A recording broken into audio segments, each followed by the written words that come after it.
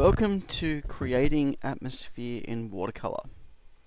In today's session, what we're going to do is take these distant hills and create that sense of space and atmosphere by getting the contrast between our background and our foreground, keeping most of the details in the foreground fairly simple,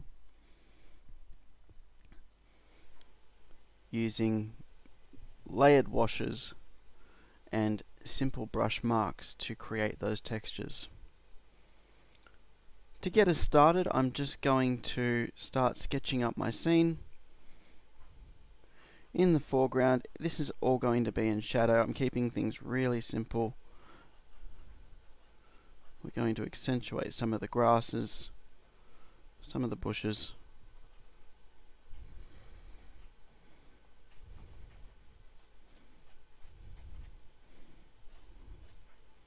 We'll show a little bit of the roof of this house. I want to keep it reasonably simple.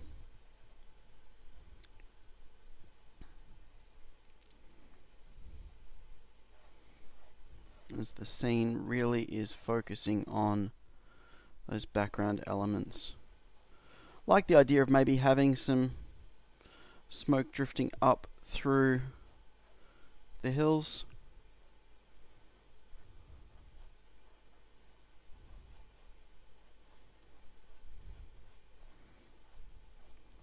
Looking at that repetition in the line, looking at the rhythm of these forms as I go, letting it dominate the scene. So I don't need a huge amount of the sky.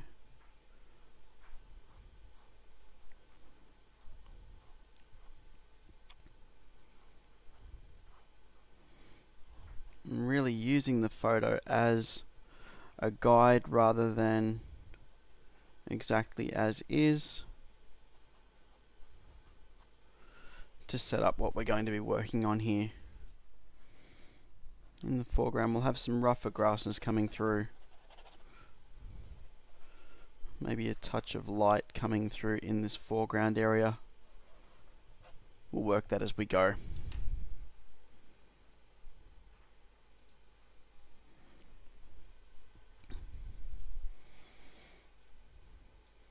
Now with my palette, let me just get my camera angle right here. There we go. We are working with lemon yellow in the top corner, which you can't see, cadmium yellow, cadmium red, crimson, a little bit of dioxazine violet in the corner. I won't use that a huge amount. It's one of those things, I have it on the palette, but don't really put it to use too much. Ultramarine blue, phthalo blue. I do have some turquoise from a previous painting just hiding here, but again, probably will not get used. Some burnt sienna and burnt umber. Brush wise, we're going to be starting using my large varnish brush. This is what I use for all of my wash-ins, as I tend to work fairly small. The varnish brush does the job for me. So all we are going to do to start off with is wet the entire space of that mountain range. We want to lay down a unifying wash here. What this is going to do is allow me to set up the lightest values outside of our sky, keeping it reasonably consistent. I will drag a little bit in through my foreground.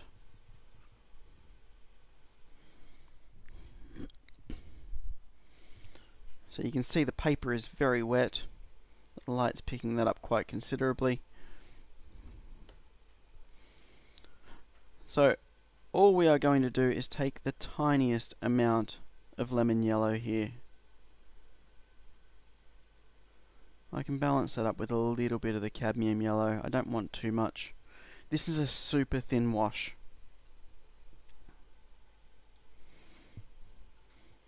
as I said, a unifying wash. We just want to get the paper to glow a little bit. For the sky, I'm actually going to let the majority of the paper do the work there. I may go through and put a very, very thin wash in at the end. I'll make that call as I get myself going. So, super, super thin glaze of colour here.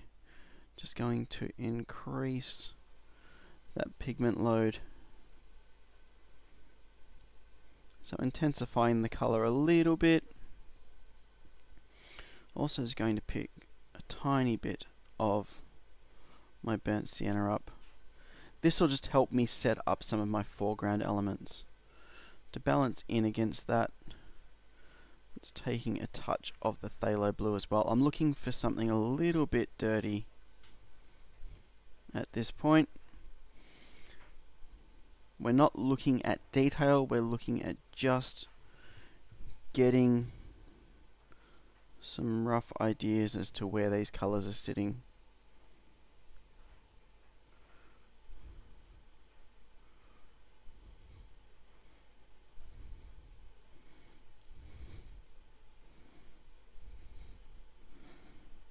And the whole point is, this just helps me set up what's going on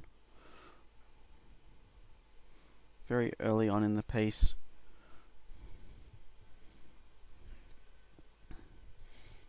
It's going to maneuver that light so it's not quite as strong. Ring lights are great, but they do tend to be fairly intense when it comes to hitting the wet paper. So in this mix, we're just adding a little bit more of the burnt sienna, getting a bit more brown. We're loading our paint up here. I want this to be a bit more bulky. A little bit of cad yellow brought in as well. Once I'm happy with the underlying warmth of that color, which is what I'm going to use to set up my grass in the foreground,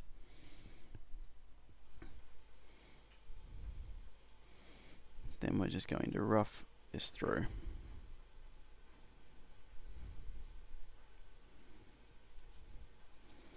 Coming in with very broad stroke. A little bit of crimson picked up on the brush, that's fine, I don't mind that too much.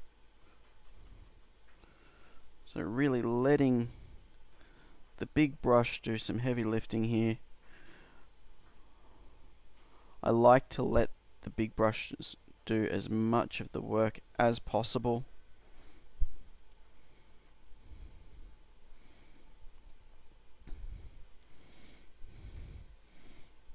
Just an interesting little tree in the foreground that's going to help me control a lot of this form.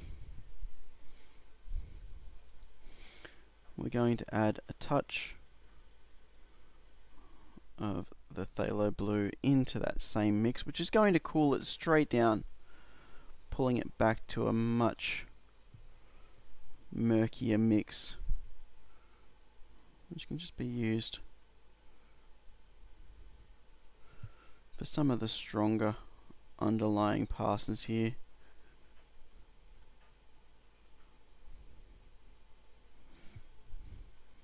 Could even use a bit more blue, but at the moment we'll just let this do its thing.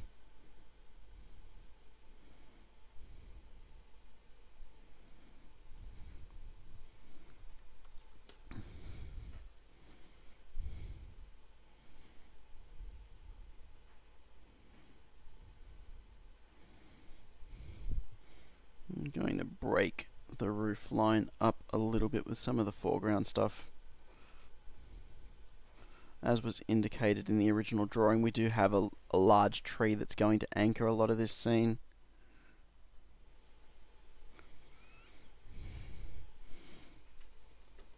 So now we're going to let this dry, and we will come back in a few minutes to continue layering over the top of our initial washes.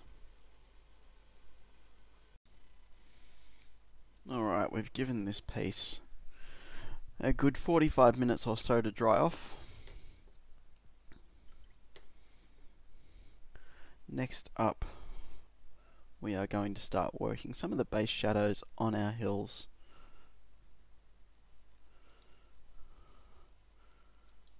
So to do this, I'm just going to get a very thin mix of phthalo and ultra together.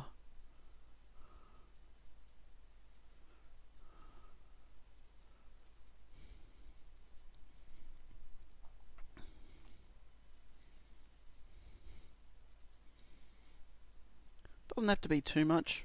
That consistency is actually pretty good. Also going to grab my flat brush again, and we're just going to rough in where I want these shadows to drop. So just reactivating the areas of the paper where I want to bring this shadowing through.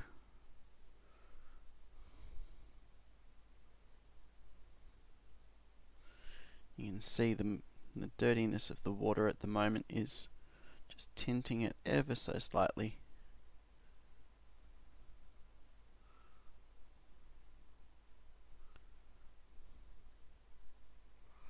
Again, this is an impression of the scene. It's not meant to be completely accurate. I'm just using this as a basis to get us going here.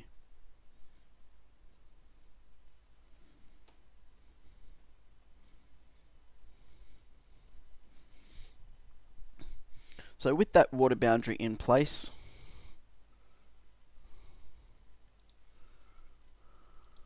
I'm just going to get my varnish brush here. This mix needs to be a bit thicker, a bit more ultra, grey it off a touch more, a little bit more phthalo. Yeah, that's better.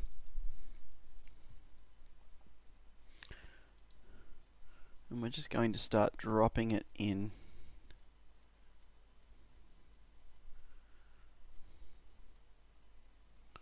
Now I'm keeping it just away from the water boundary. So water masking is where you pre-wet your area to control where the paint's going. It's something that I find, especially when you're starting out, is really, really handy to get some control over the medium and get it to behave. If you're looking for softer, slightly fuzzy edges, water masking is going to be really useful for you. The whole point is you're dropping the paint into that space and letting it disperse naturally. Because of the fact that the watercolour is working off the moisture content in the paper to move around, as you drop the paint in, it's going to start just fuzzing and separating a little bit. You get a nice granulation from it. To control that, I'm actually going to come through and just work a few edges here with my number 10.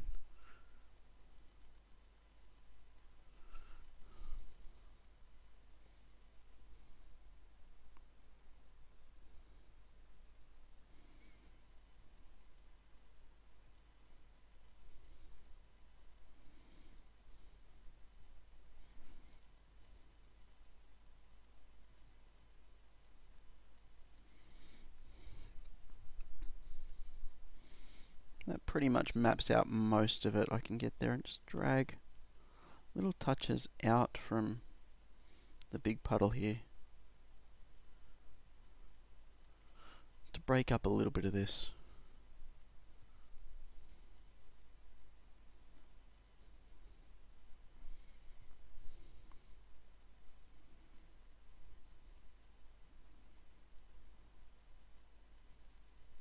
Little broken marks.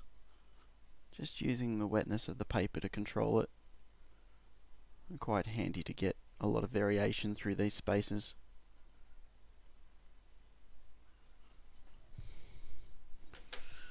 This side's becoming a bit too strong, so I'm just going to take a bit of paper towel and dab it back a bit.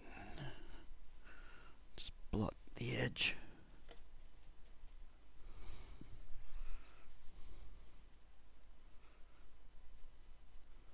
That same technique can be used very gently, just in places. You don't have to go everywhere. Just to lift a little bit of light back here and there.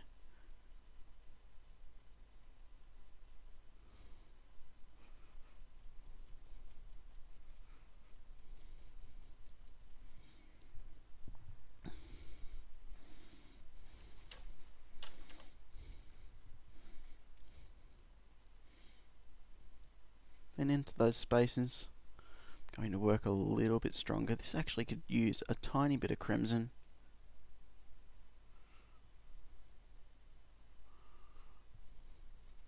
Just to get a slight violet undertone to it.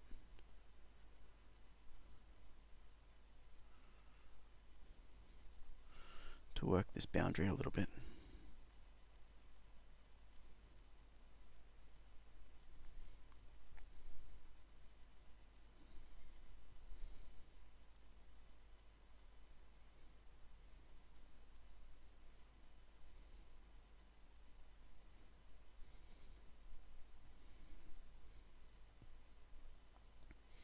The more violet marks are just going to be used sparingly to break up sections, and then we'll just dab it back a little bit.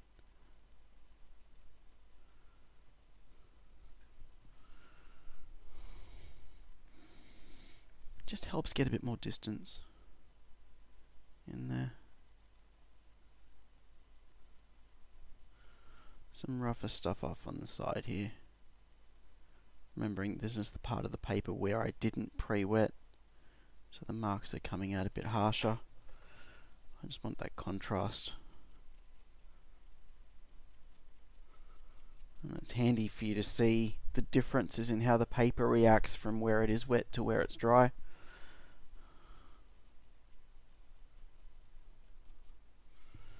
Controlling your surface is the big challenge when it comes to watercolour, so the more that you can understand about that, the better.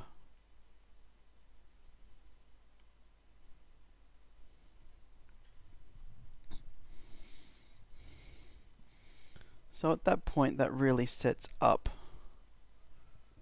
the mountain off in the background.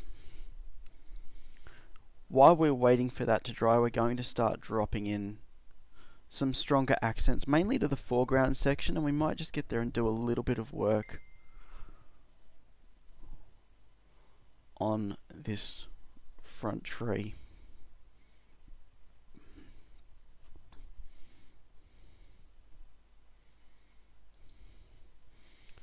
So we've got all the blue mixes here. We really need to ramp this up. All we're going to do is get some of our cadmium yellow. This needs to be stronger, okay? As you're working through each layer, you're going to find you need more paint. A little bit of our phthalo blue. Bring a bit more of that in.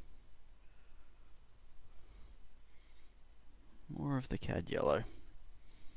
Really want that dirty green here. And the reason that I've chosen those two to make this mix is the cad yellow has a slight orange undertone to it, whereas the phthalo blue leans towards green naturally. When you put those together, the orange actually combats the green base and just gives it a bit more bite. We're going to throw a tiny bit of crimson into this mix as well. Do it over on the side. You can see it really dirties it up quite considerably. We're not looking for clean colour at this point. We're just looking for some darker stuff. So this is all about contrast. I'm not going to go straight to the back range. I'm actually going to start working a little bit of the tree line in around this roof, keeping things fairly rough and ready.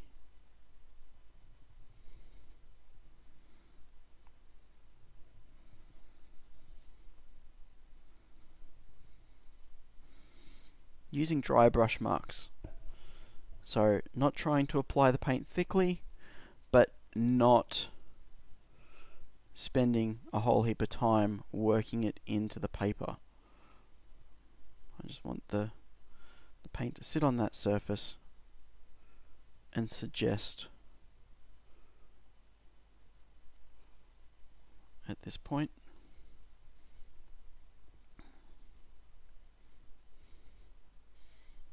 Dry brushing in a few more here. Remember that we've got this golden tree in the foreground here. We will utilize this just as an accent point.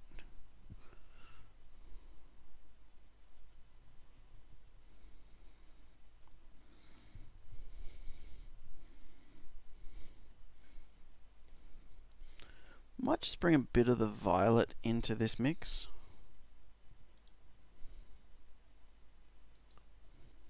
So just getting my number 10 here. We're going to throw some violet in here.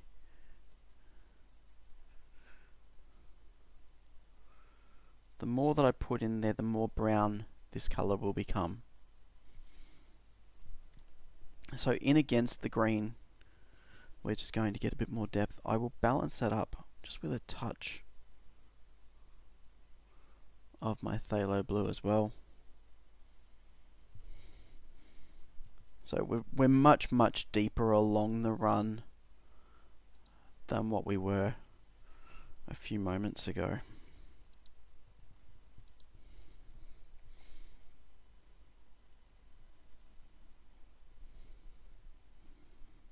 Again, just roughing these marks in. You can see the violet has quite a punch to it in against this colour, gives it a lot more depth. And the whole point of throwing these rougher darks down in the foreground is that it's going to create much more distance back to our distant mountains. Again, dry brushing in on the corner here. We will make a bigger tree in here, but we're going to work the rest of the background elements first.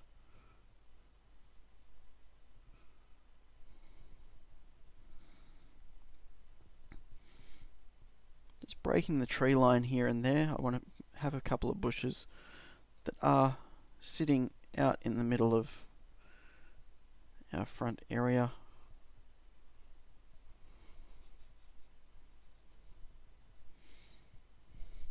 Just so we got somewhere to go in the foreground.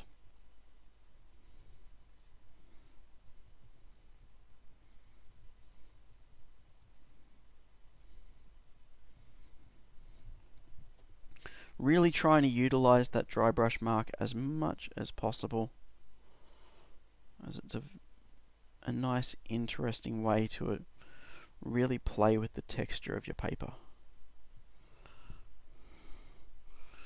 Now the roof line is there, but it's not dominating the scene anymore, which is good. Those mountains really sit off in the distance, which is what I was aiming for here. We are going to continue to work these mixes. Let's bring a little bit of the burnt sienna in now. It's going to give it a nice warm brown undertone.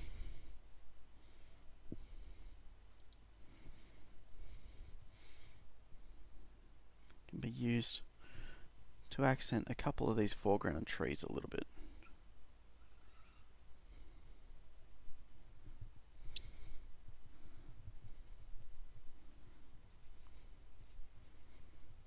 I like utilizing very rapid brush marks.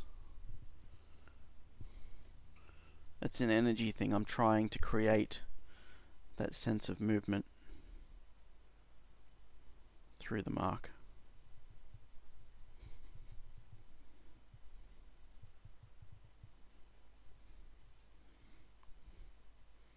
Remember, the foreground is a lead-in point. We're not doing too much with it. It's literally to get us into our scene. So less is more.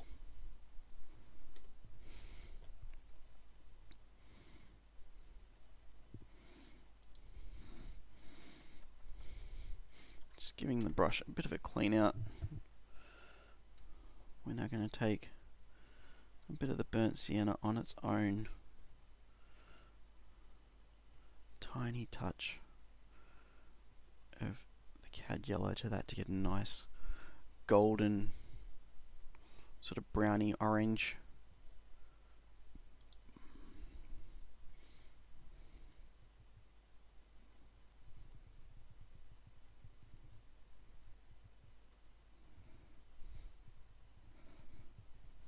This is just going to follow suit through some of our greenery to get a bit more variety.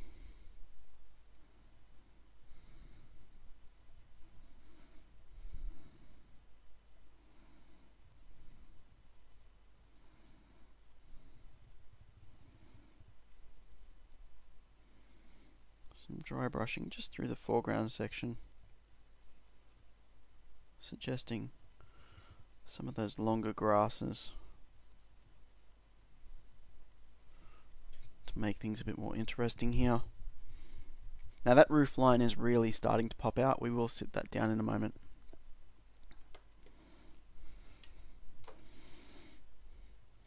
Now the mixes I've got here are pretty much going to get us covered from now on. We're going to thin this mix out that we used through our trees. We're going to start working that back. Could do with a bit more blue in it actually. Starting with some more violet first. And then following up with a little bit more blue. It was just coming out a bit too warm. That's better.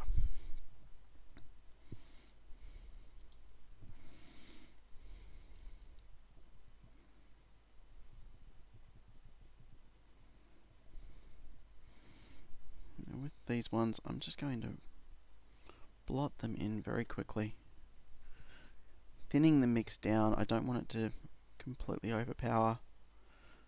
But at the same point, I'm looking at getting something just a bit cooler through some of this background area to allow the warmth of some of these foreground trees to pop.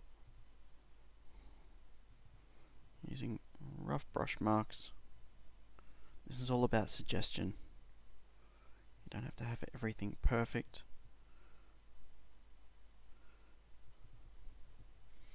Aim to create the sense of light.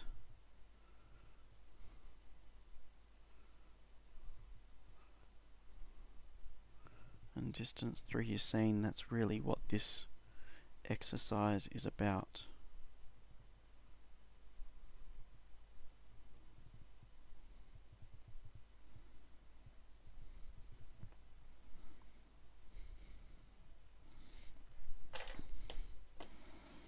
That in there, we're just going to blot part of that back.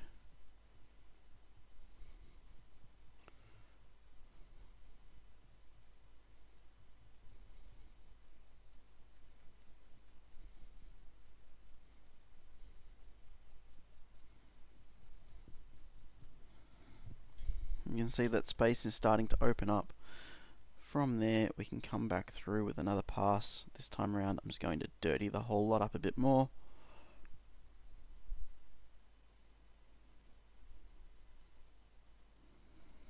And because the paper is still slightly damp,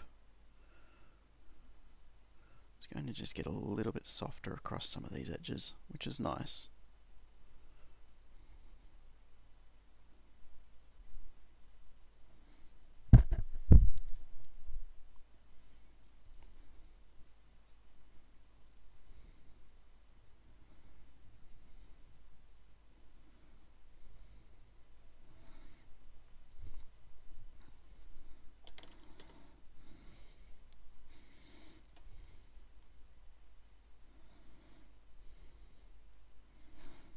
Moving on from there, I just want to bring in this foreground hill a little bit. I'm just taking some violet here. Just picking up a little bit of the violet, mixing it into our bluey green mix. I'm trying to get a bit more warmth in the colour here. Don't want it to compete too much, but I need it to separate this particular area just a little touch. We're going to have one of the larger rolling hills coming through here.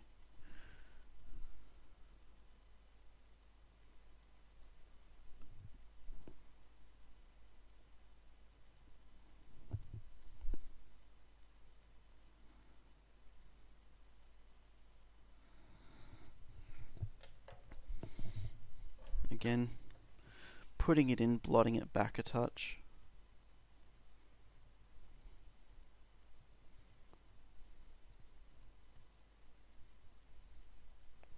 The blot back is a great way to create grade areas.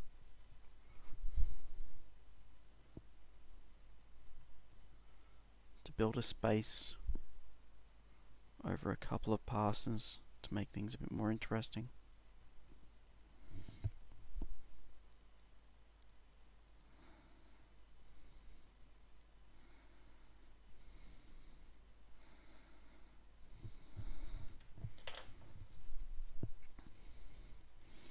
And with each dark layer that you bring in, the stuff at the back becomes lighter.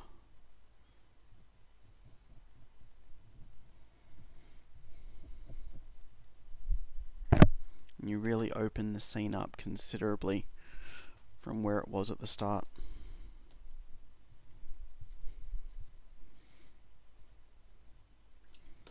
In the foreground, I just want to lift this area out a little bit. I'm feeling it's a bit too dark at the moment. So just wetting the paper a touch to lift a touch of the colour out.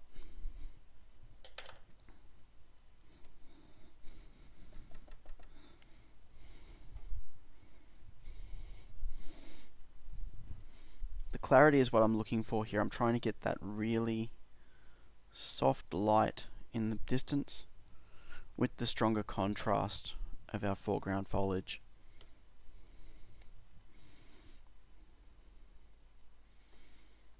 Just going to get a little bit of lemon yellow on the go here, balancing up with some cad yellow. Thinning this right out.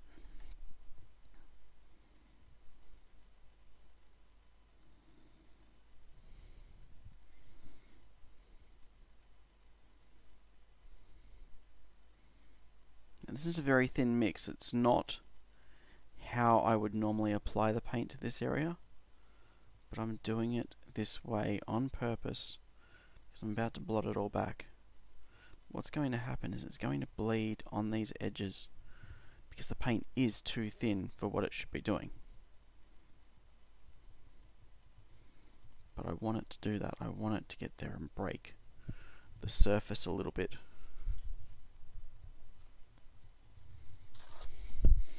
Just grabbing a little chunk of paper towel.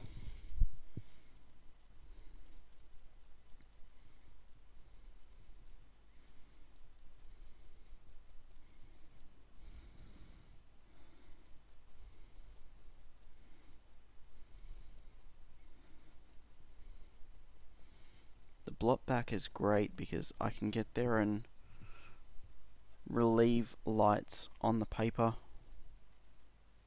and then gently rework warmer passes through that would generally not behave in those spaces because the paint is going in thinner than what it's designed to do. It's a nice little hack that I utilize to create a bit more space without having to wait ages for things to dry.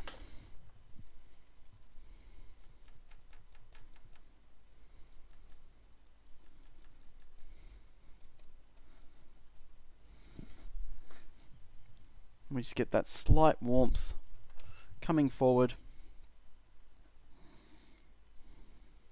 Just going to put a tiny touch of our burnt sienna into that same yellow mix and just throw a few little accents in against our foreground trees.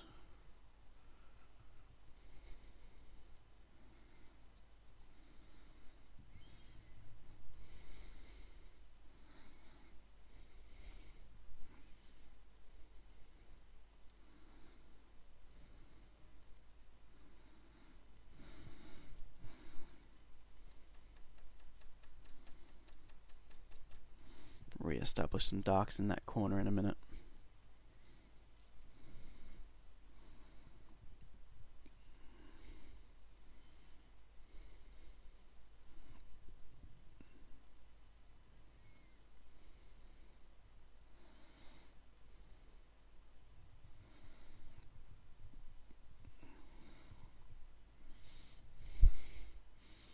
At this point I can start just roughing in where I want some of the foliage on that foreground tree to be sitting. Just a rough map out's fine. I'm not looking for a finished piece here at this point. Taking that little bit of the brown mix that we had from our original foliage pass, that's now going to work in just to anchor a couple of these trees to create a bit more depth through here.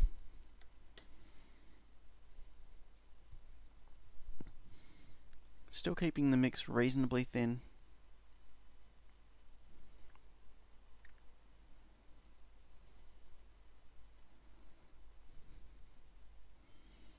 Letting these layers build with each pass.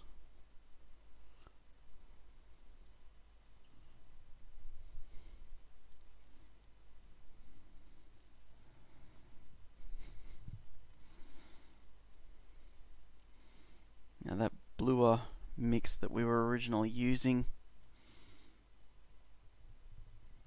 will be dry brushed in through here over the top of those golden touches to set up a tree. Anchoring this part of the scene with a bit of foliage. That little wash of yellow that was set up on the first part of it was just to unify that, the same as what the unifying glaze was when we did it in the background.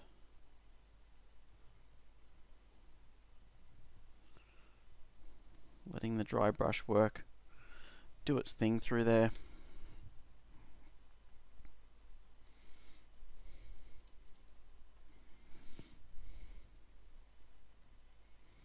Couple of little touches of burnt sienna running through to suggest some branches.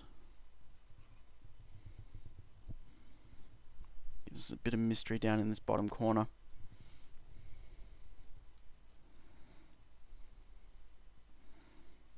Just introducing a tiny bit of crimson here as well.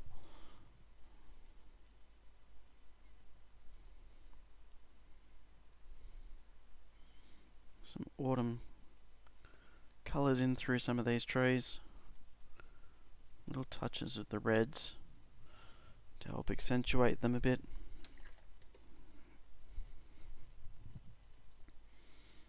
Just picking up that dark once again to work in an anchor.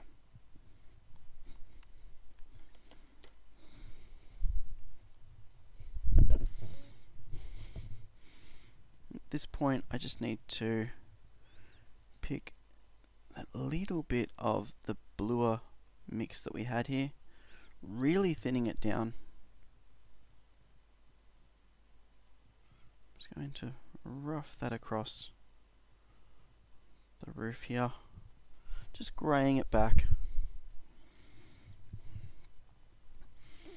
And finally I just want to get that little bit of smoke off in the distance. I have got just a touch of Chinese white on the palette. I don't use it a huge amount, but I do keep it here for little things like this. So all I'm going to do is mix it in with the murk that I've got there from when we did the blues previously.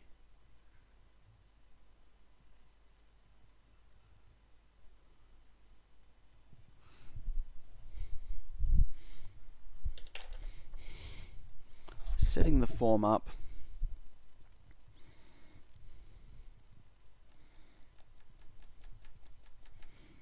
And then blotting it back a little bit.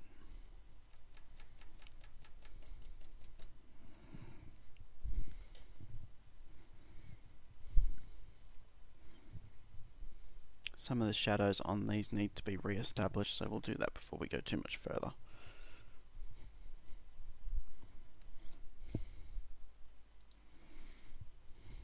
I'm just going to wipe a section of this palette back a bit. A lot of these greens have now run their course. Just keep a piece of paper towel handy for stripping some colour out when needed.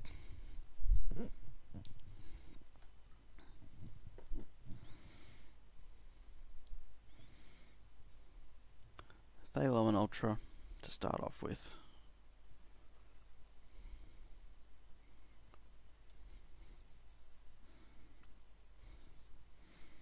Bit of burnt sienna. Burnt sienna is a great alternative to coming in with a red. Just gives it a nice grey quality that we can utilise. Need a bit more than what we've got here, so want the phthalo to be dominant in this mix. What's going to happen when the burnt sienna hits that is it's going to dirty up.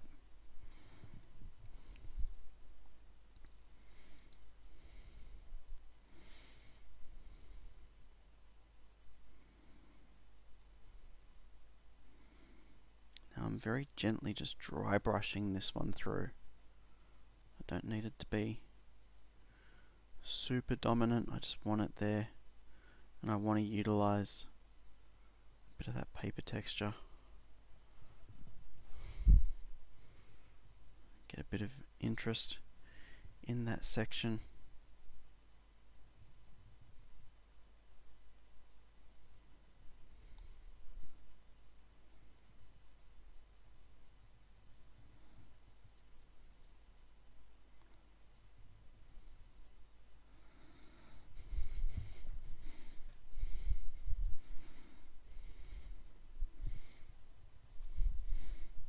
Very important just to get that consistency with your paint so that those marks can float in quite easily. Just going to dab parts back here and there just to take the edge out a little bit of the body of the shadow, but I don't want to completely lose it this time. It's more just to get separation between this area and this area. Some of the ridges can be kept a little bit sharper.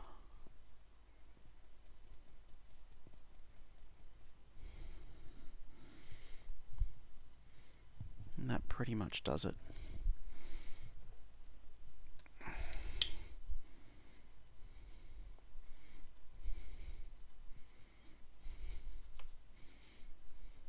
As an alternative to working with Chinese white, another way you can apply white if you do need to, try as much as possible not to do this, but I actually find that gesso works quite nicely for it.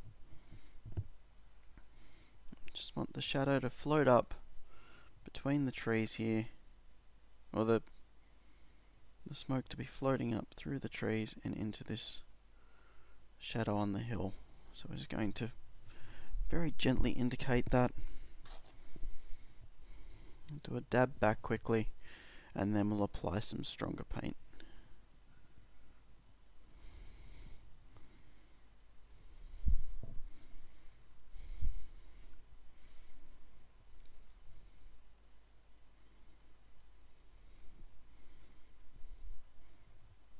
This is never going to end up with a super clean, sharp white, and we don't want it to be. We're just looking for that slightly hazy grey.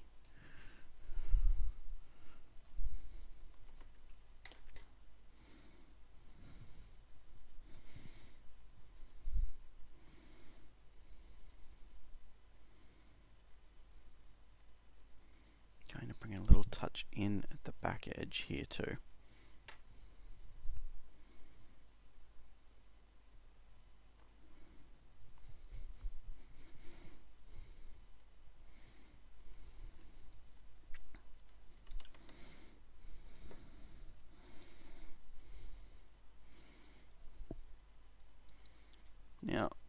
final thing we're going to bring into play here, I'm just going to take some violet in with my sienna.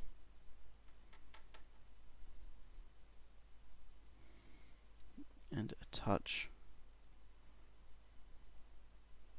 of the cad yellow. Mix a tiny bit of that shadow colour and it works quite nicely.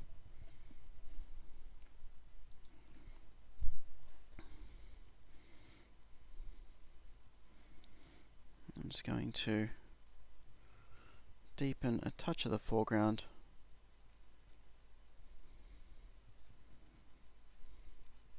and use this to establish some long shadows so we get this lighter section happening off to the side.